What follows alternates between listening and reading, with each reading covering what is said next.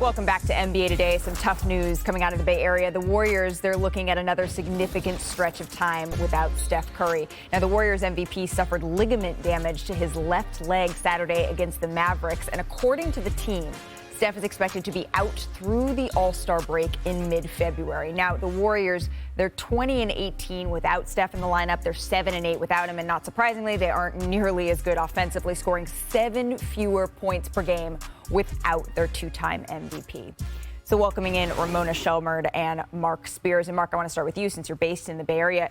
Where do the Warriors go from here? It feels like just every time they look like they're starting to get right, they take another beating. Yeah, Murphy's Law is definitely beating up this team, and losing Steph again. That's 30 points, 6 rebounds, and 6 assists a game.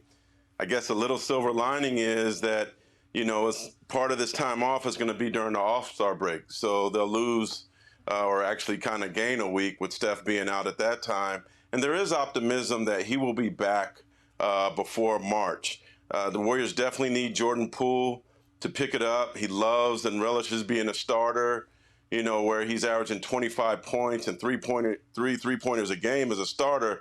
The guy the Warriors really need to step up is Andrew Wiggins, the guy that signed a big deal in the offseason, was an all-star a year ago, but has been struggling since he got back from injury. He's only scored 20 points once since returning on January 1st. And another thing to keep in mind, today the Warriors announced that Ryan Rollins is going to be gone for the rest of the season as a rookie, as a season-ending foot injury. But the Warriors are not going to try to get injured players exception to fill his spot. Well, my sense with the Steph Curry injury is that this is the kind of injury that they feel like they avoided. This could have been a lot worse. And Marc, you've heard there's optimism he can come back sooner. I don't know. I think they're preparing to be without him for a while here. But that's why you have Jordan Poole. Jordan Poole, they were experimenting with him in the starting lineup. They've kind of gone back and forth, back to the big lineup with Kevon Looney in the starting lineup. This just puts Jordan Poole right back in that spot, and he signed a big contract there too as well. And so I think that is, if you're the Warriors here, this is where you have this is go time for them in this season, where you're defending champion. You have a bunch of players on contracts that make a lot of money, and when they're in championship contention, they're willing to spend that money, but this is the time where where you're in the play-in tournament at this point. Right. So, okay, we're gonna stick in the West here, but go from one Western Conference contender that's having maybe a less than stellar year, it's fair to say, to another, because the Suns, they're trying to right the ship. Devin Booker, he spoke with reporters this morning saying that he was going to play and he's looking forward to playing tomorrow.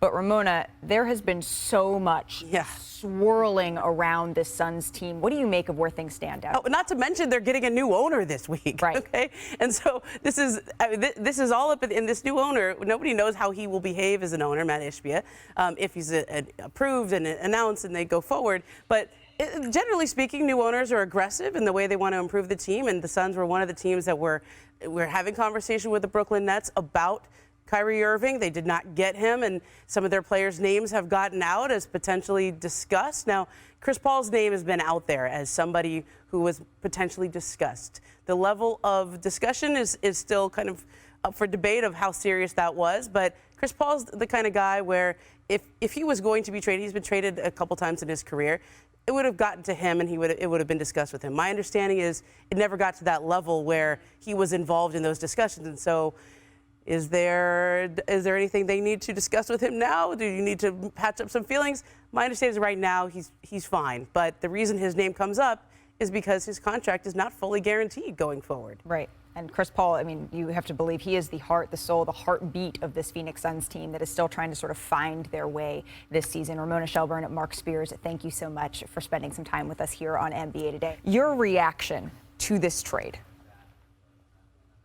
What's going to happen to KD, Kevin Durant? Right. I mean, this I don't think any of the trades that were available were going to be a win for the Nets. Right. I think at this point you want to collect assets and picks. I think that's what the Nets are doing, because if KD does say he wants to trade and wants out, you got to have picks ready. Right.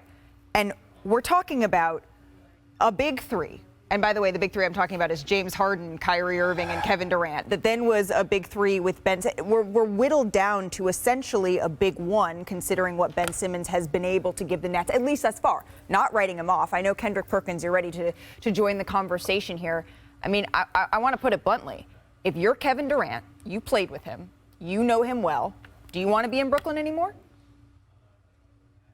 Hell no. I want to be out on the first thing smoking. Matter of fact, I'm talking to Sean Marks, and I got Rich Kleiman on the line right now to get me out. Look, Kevin Durant has put up with enough, okay? He put up the last 3 years having to deal with the drama of the Kyrie Irving and everything he was going through, not being available for his own personal reasons. And Kevin Durant has been reliable. He's been there for the Brooklyn Nets. He's been available. He's been hooping at an MVP level. He's been more than enough and has delivered past expectations, in my opinion, on an individual status. If I'm KD, why would I want to sit in Brooklyn and have to depend on another liability in Ben Simmons? Just think about that for a second.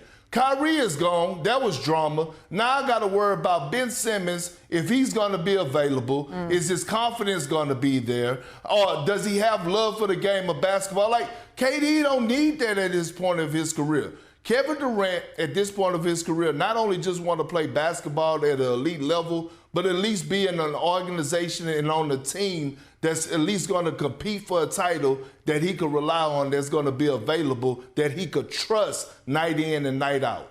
But wanting out and demanding a trade, those are two different things, right? We already saw Kevin Durant request a trade over the summer. That didn't go anywhere. Should he request another one?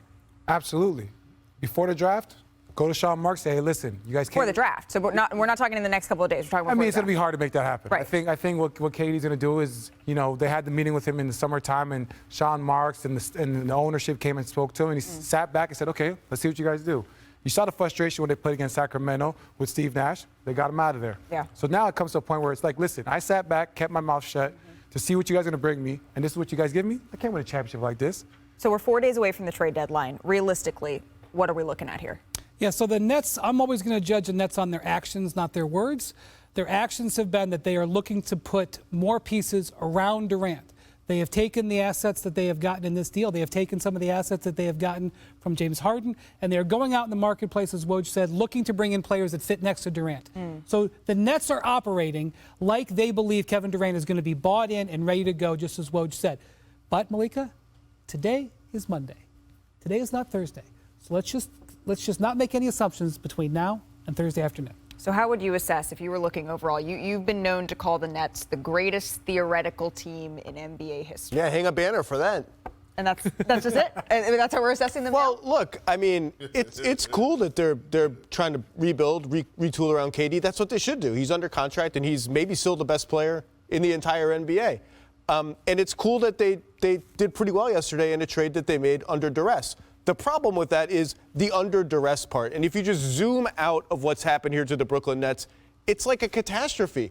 They traded all their picks and all their best young players, including Jared Allen, the guy who made the All-Star team last year, for James Harden. That's one slot. They turned James Harden into Ben Simmons and a couple of picks. The picks matter. Ben Simmons right now is pretty close to a zero in terms of trade value and what he's bringing you on the court. Now they've traded Kyrie Irving for some good players. And a pick, that's all good, but just the totality of the talent drain that has happened in Brooklyn is almost astonishing when you sit back and look at it. And they're going to fight the good fight with Kevin Durant, and they should. And can you imagine being Kevin Durant, who signed that extension at the first moment possible, thinking the other two guys were, and you were like, whoa, nobody, pens don't work? You guys didn't do this? Yeah. And then the vaccination thing and all this, and we'll see where it ends. I've been saying since last season, it just feels like since the first trade request he made in the spring, in the summer, it just feels it's just hard to see him playing out the contract in Brooklyn. Perk, last word on this. So, like, what other players out there that the Brooklyn Nets could actually go trade for that could replace a Kyrie Irving or a James Harden that they lost to the Philadelphia 76ers in the Ben Simmons trade? Like, again, like the Brooklyn Nets with a Kevin Durant, like it's championship or bust. Every single season that you have Kevin Durant, it's championship or bust, especially where he's at in his career. What other player can you go get at this point that's going to make Kevin Durant happy? He just lost one of the most skilled players of all time in a trade yesterday in Kyrie Irving. Like, if I'm KD, this is the point where he has to put his foot down, and no one in the world should be mad at him. Not the Brooklyn Nets organization, not the Brooklyn Nets fan base, because, again, he has delivered for his individual play. The others haven't stepped up. If I'm KD again, I can't sit through this. I can't wait till the summertime. He has to put his foot down now. Well, I mean, to answer your first question about who can they go out and get, that's why Woj is saying all eyes are on Toronto. I'm not sure that when you're looking at a Fred, you're not equating talent for talent here, but you are looking at that team as one that, all right, are they going to be sellers, particularly when they finish this trip and take a look back and say, all right, we're at Thursday. What does this team want to be? But the thing about this Kyrie trade is there's just so many layers to the onion. So we peel back the fact that he's actually on his way to Dallas. We peel back that he is not on his way to the Los Angeles Lakers. And then what is going to happen with the Brooklyn Nets? Thanks for watching ESPN on YouTube. For live streaming sports and premium content, subscribe to ESPN+.